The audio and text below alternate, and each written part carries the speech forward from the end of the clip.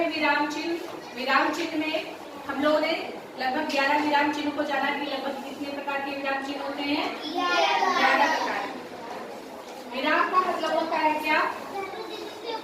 रुकना, ठहरना। ठीक,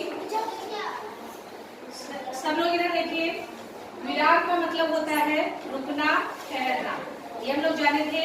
और विराम कितने प्रकार के होते हैं? विराम चिन्ह 11 प्रकार के। हिंदी में 11 प्रकार के हम विराम चिन्हों का प्रयोग करते हैं। जैसे हमारे वाक्य होते हैं उसी प्रकार से हम विराम चिन्हों का प्रयोग करते हैं। ये हमने जाना था, कल हमने ये भी जाना था कि पूर्ण विराम क्या होता है। पूर्ण विराम का निशान हम लोग लगाते हैं। आज थोड़ा सा और जान लेते हैं। ऐसे एक सीधी लाइन होती है पूर्ण विराम की।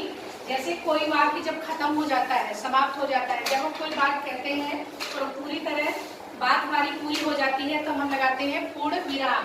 जैसे राम जाता है, राम जाता है, तो हम राम जाता है एक पूरी बात हो गई है, इसलिए हम यहाँ लगा देंगे पूर्ण विराम। आरजू प्रतिदिन विद्यालय आती है। आरजू प्रतिदिन, एक पूरी बात हमारी क्या हो रही है? समाप्त हो रही है। आरजू प्रतिदिन विद्यालय आती है। विद्यालय आती है, तो हमने क्या किया? एक बात पूरी खत्म कर दी है। जब एक पूरी बात खत्म कर दी है, हमारा वाक्य पूरा हो गया, तो हम लगाएंगे क्या? पूर्ण विराम लगाएंगे। लेकिन कुछ शब्द हमने ऐसे बताए थे, जैसे बताया था कि नहीं, जो नहीं होता है वह अपने आप में क्या होता है? एक वाक्य होता है। अगर हमने नहीं कह दिया तो वो पूरे वाक्य को बता देता है, पूरी बात को बता देता है। इसलिए हम नहीं के बाद भी पूर्ण विराम लगा देते हैं, और हाँ के बाद भी पूर्ण विराम। कभी कभी ऐसा वाक्य में आता है कि हाँ लिखा रहता है और पूर्ण विराम, तो ये बहुत बड़ा वाक्य नहीं है, एक शब्द है, लेकिन फिर भी ये पूरा एक वाक्य है, एक बात को समाप्त करता है। इसलिए हम नहीं के बाद भी हाँ के बाद और एक शब्द है कल। कल आप विद्यालय आए थे? नहीं। आप हमारे घर कब आएंगे? जैसे हमने पूछा आप हमारे घर कब आना चाहेंगे? कल। तो इसमें पूरी एक बात हो गई है कि हम आपके घर कल आना चाहेंगे। क्या आप खाना चाहते हैं? नहीं, हमको खाना नहीं।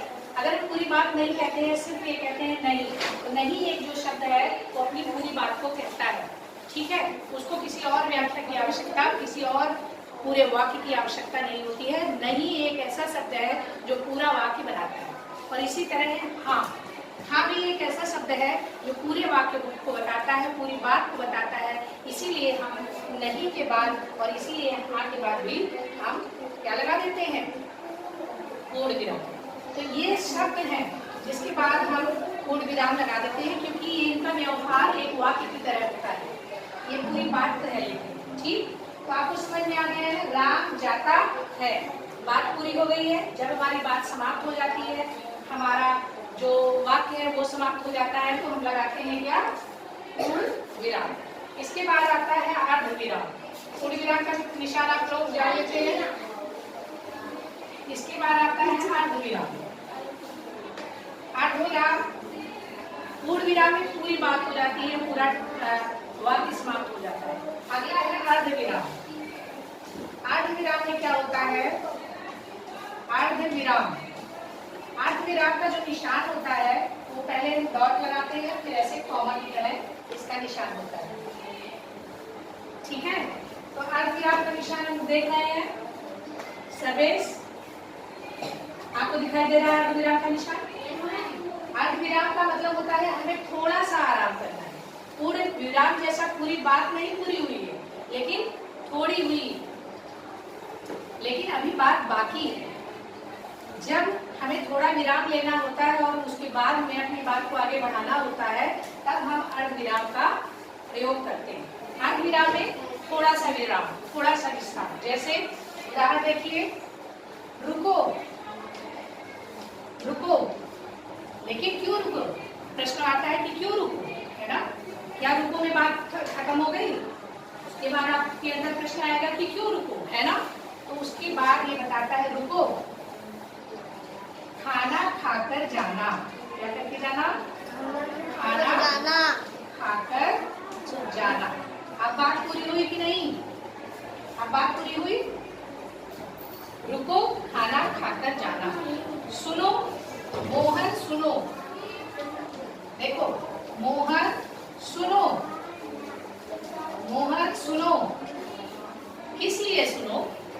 बात अभी बाकी है, पूरी नहीं हुई बात। मोहन सुनो, आम लेते जाना। आम घर लेते जाना। आम घर लेते जाना। बात खत्म हुई कि कोई कह रहा है कि मोहन सुनो, आम घर लेते जाना, ठीक, या इस आम को लेते जाना, कोई भी चीज। तो मोहन सुनो, इसके बाद उड़ान ने विराम लिया, मोहन को संबोधित किया और विराम लिया, और उसके बाद पूरी बात कही। क्या रहे हैं? मोहन सुनो, आम घर लेते जाना। ठहरो, ठहरो, ठहरो, ठहरो। क्यों ठहरो? ठहरो, बारिश बंद होने तक यहीं रुक जाओ। ठहरो, बारिश बंद होने तक, बंद होने तक यहीं रुक जाओ। इस तरह से आप अपनी बात, ठहरो, अगर हमें कोई बात कहनी है, अपनी वाक्य को पूरा बताना है और थोड़ा सा विराम देके कहना है, तो हम इस तरह से अपने वाक्य बना सकते हैं। ठहरो, बारिश बंद होने तक यहीं रुक जाओ। ठहरो, छाता लेकर बाहर निकलो। ठहरो, छाता लेकर बाहर निकलो। इस तरह से जब हमें थोड़ा सा विश्राम करना होता है, थोड़ी सी अपनी बात को रोकना होता है, लेकिन बात अभी बाकी रहती है, तब हम अर्धविराम का प्रयोग करते हैं। तो ये अर्धविराम का प्रयोग आपको समझ में आ गया? करेंगे आप लोग अर्धविराम का प्रयोग? ओके। इसके बाद आता है क्या?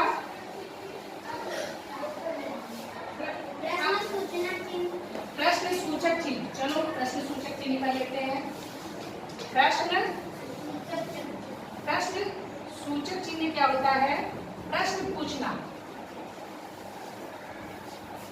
जिससे प्रश्न, देखो यहाँ दिखाई भी पड़ रहा है, बात भी हो रही है कि क्या हो रहा है, प्रश्न पूछा जा रहा है। प्रश्न सूचक चिन्ह। प्रश्न सूचक चिन्ह में क्या होता है? प्रश्न सूचक चिन्ह में क्या होता है? प्रश्न पूछा जाता है। जब कोई प्रश्न पूछा जा रहा है, उसके अंत में हम इस तरह का निशान देखते हैं ना, क्वेश्चन मार्क देखते हैं। प्रश्न सूचक चिन्ह, जैसे तुम कहाँ जाते हो, क्या होगा? तुम कहाँ जाते हो? तुम कहाँ जाते हो? प्रश्न पूछा गया। तुम, जिस वाक्य से पता चले कि प्रश्न पूछा जा रहा है, ठीक। तुम कहाँ जाते हो? तुम कहाँ जा रहे हो? मोहन या रामू किस विद्यालय में पढ़ता है? किस विद्यालय, मोहन किस विद्यालय में पढ़ता है? प्रश्न पूछा गया ना बच्चों? प्रश्न पूछा जा रहा है, तो हम क्या करेंगे? प्रश्नवाचक चिन्ह का प्रयोग करेंगे। प्रश्नवाचक चिन्ह लग रहा है ना? लखनऊ की राजधानी, लखनऊ कहाँ की राजधानी है? लखनऊ कहाँ की राजधानी, कहाँ की राजधानी है? इस तरह से कोई भी प्रश्न पूछा जाता है, तो हम प्रश्न सूचक चिन्ह का प्रयोग करते हैं। तुम किस कक्षा में पढ़ते हो? सवाल पूछा जा रहा है। शिवा तुम किस कक्षा में पढ़ते हो? तुम किस विद्यालय में पढ़ते हो? किस कक्षा में पढ़ते हो? तो इस तरह के जो वाक्य होते हैं, ये हमें क्या बताते हैं? ये हमसे प्रश्न पूछते हैं, और जब प्रश्न पूछा जाता है, तब हम प्रश्न सूचक चिन्ह का प्रयोग करते हैं। आपको समझ में आया? ये तो बहुत ही सामान्य सा, तुम किस कक्षा में पढ़ते हो, तो हमने प्रश्न पूछा, ठीक है। सबको आ गया? प्रश्न सूचक चिन्ह आप लोग कर लेंगे। चलो आगे है अल्पविराम। मैम जी अल्पविराम है। अल्पविराम थोड़ा सा बड़ा है, फिर उसके बाद अल्पविराम। अल्पविराम, अल्पविराम कई तरह से प्रयोग किया जाता है। इसका नाम क्या है? वाक्य में आए शब्दों को अलग करने में। वाक्य में आए शब्द, जैसे कल बताया था हमने कि कई एक तरह के जो शब्द होते हैं, वाक्य में आए शब्दों को पहले पूरा लिख लें, इधर उधर हो जा रहा है। वाक्य में आए शब्दों को अलग करने, इसको आप लिख भी लीजिएगा, ठीक। जैसे वाक्य में आए शब्दों को अलग करने में इसका प्रयोग किया जाता है। जैसे आरजू ने क्या किया? आम, नीम, पीपल और अमरूद के पेड़ लगाए। अमरूद के पेड़ लगाए। देखो एक जैसे वाक्य है ना बच्चों, एक जैसा। ये जो पेड़ है, आम, नीम, पीपल और अमरूद के पेड़ लगाए। इंद्रधनुष में 7 रंग होते हैं। वो 7 रंग कौन कौन से हैं? बैगनी, जामुनी, ऑरेंज, रेड, येलो। ये 7 VIVGY वो आ करके है, तो वो सीक्वेंस यहाँ पे याद रखिएगा। तो ये सारे रंग है, रंगों के नाम लिख रहे हैं। तिरंगे में 3 रंग क्रमशः सफेद, हरा, केसरिया होता है। तो सफेद, हरा, केसरिया इसके बाद हम लगा सकते हैं, ठीक। तो जब आए शब्दों को अलग करने के लिए, एक तरह के जो शब्द है उनको अलग करने के लिए हम प्रयोग कर रहे हैं।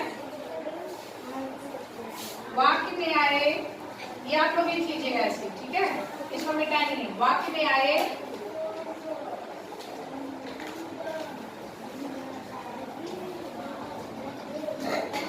शब्दों के, ये थोड़ा सा बड़ा है, इसको आपको ध्यान रखना है।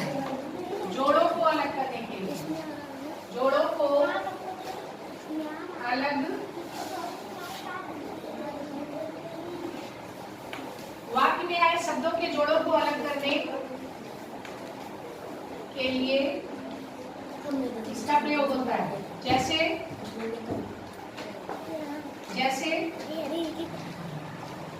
रात दिन, ध्यान से देखो नहीं तो भूलता है ही। रात दिन पाप पुण्य, सुख दुख, पाप पुण्य, सुख दुख। देखो इसमें दो तरह की चीजों का प्रयोग हुआ है, 2 तरह के चीजों का प्रयोग हुआ है। तो बीच बीच में हम योजक चिन्ह का भी प्रयोग कर रहे हैं। योजक चिन्ह हम आगे बताएंगे, ठीक है। रात दिन एक जोड़ा है, पाप पुण्य एक जोड़ा है, तीसरा है सुख दुख एक जोड़ा है। तो इन सबको अलग कर किया गया है। रात दिन पाप पुण्य, सुख दुख और सुख दुख, या और लिख दो, या सुख दुख के बाद भी कुछ कर सकते हो। जीवन मरण, जीवन मृत्यु, जीवन और जीवन मरण किसकी देन है बच्चों? ये सब किसकी वजह से होता है?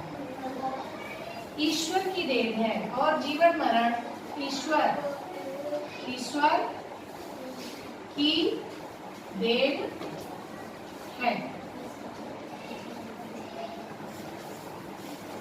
अगला है हाँ या नहीं में। हाँ, जब हम हाँ लिखते हैं, हाँ या नहीं का बोध होता है। हाँ या नहीं के बाद, हाँ या नहीं के बाद वाक्य को पूरा करने के लिए इसका प्रयोग किया जाता है। जैसे हाँ, जैसे हमने कहा कि हाँ मैं कल नहीं आऊंगा। हाँ मैंने ही मिठाई खाई। देखो, हाँ मैंने ही मिठाई खाई। हाँ आया कि नहीं? हाँ के बाद हमने कॉमा लगाया, तो हाँ नहीं के बाद भी हम इस कॉमा का प्रयोग करते हैं। हाँ मैंने ही मिठाई खाई। अगला क्या कर सकते हो? नहीं, मैंने शरारत नहीं की। नहीं क्या लिख सकते हो? नहीं मैंने टॉफी नहीं चुराई। मैंने टॉफी नहीं चुराई। नहीं, मैं नहीं जाऊंगा। नहीं, तो ये देखो इसके बाद क्या हो रहा है? कॉमा का प्रयोग हो रहा है। देख रहे हो? और है, और बताएं। आप लोग लिख लेंगे इसको 3 4 5, 2 और है तो 2 यहाँ ऊपर कर दें। इसको लिखने की बात करेंगे। इसको लिखने के बाद नहीं मैम के ऊपर कर दीजिए। ठीक है, मैम के ऊपर लिख देने बाद को हाँ।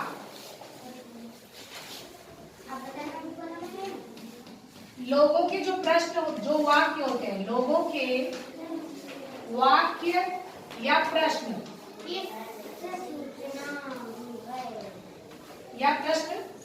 सूचना लोगों के वाक्य या प्रश्न को अलग करने के लिए किया जाता है।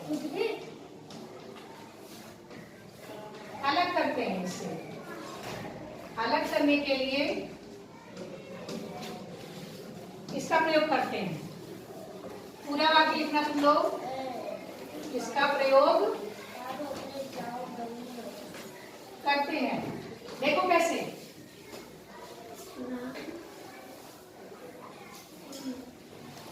सुभाष चंद्र बोस ने कहा। अब देखो, एक वाक्य बन रहा है। एक वाक्य है, सुभाष चंद्र बोस का एक बोधन है, मतलब इन्होंने एक बात कही थी। सुभाष चंद्र बोस जी ने कहा। सुभाष चंद्र बोस ने कहा। आप देखो, अब इन्होंने जो कहा उसको हम अलग कर रहे हैं। किससे? कॉमा से। कॉमा से अलग कर रहे हैं, अल्प विराम से अलग कर रहे हैं। सुभाष चंद्र बोस ने कहा। क्या कहा वो हम इसमें रखेंगे, इसको भी हम आगे पढ़ेंगे, ठीक। लेकिन जो कहा उससे, जिसने कहा उसको अलग करने के लिए हम कॉमा का प्रयोग करते हैं। श्री कृष्ण ने अर्जुन से कहा, कर्मण्येवा विकास। तो क्या कहा सुभाष चंद्र बोस जी ने? तुम मुझे खून दो, तुम मुझे तुम्हें आजादी दूंगा। खून दो, मैं तुम्हें आजादी दूंगा। मैं तुम्हें आजादी दूंगा। मैं तुम्हें आजादी दूंगा। आजादी दूंगा। ये जो पूरी बात है ये लिखा गया है फर्स्ट कॉपी में, अरे इन्वर्टेड कॉमा में, ठीक। लेकिन इस पूरे वाक्य को किसने कहा, इसको अलग करने के लिए, वाक्य को अलग करने के लिए या प्रश्न को अलग करने के लिए हम कॉमा का प्रयोग करते हैं। अगला भी देखते हैं हम लोग 5वें नंबर का। 5वें नंबर, पहला नंबर आप लोगों ने लिख लिया है।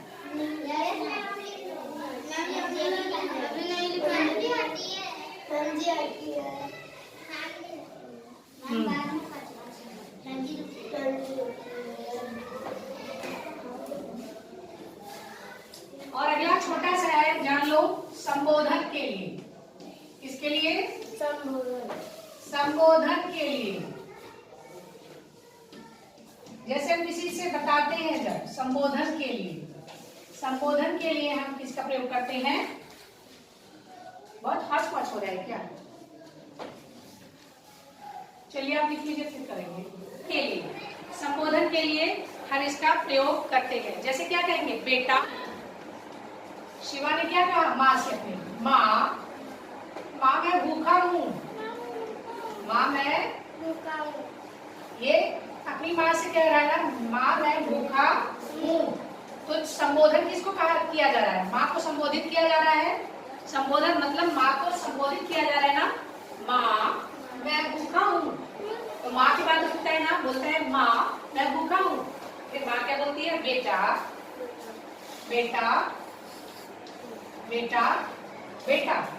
अब माँ बता रही है बेटे को, माँ संबोधित कर रही है किसको? बच्चे को। बेटा खाना खा लो, खाना खा लो, खाना खा लो। अब बात पूरी हो गई, लेकिन यहाँ थोड़ा सा हमको रुकना हो रहा है। बेटा संबोधित कर रहे हैं बेटे को। नंदिनी उठो। हमने क्या कहा? नंदिनी नंदिनी उठो और पढ़ो, उठो और पढ़ो। हमने क्या किया? नंदिनी को संबोधित किया। तो जब हम कोई किसी को संबोधित कर रहे हैं, आरजू सुनो, आरजू खाना खा लो,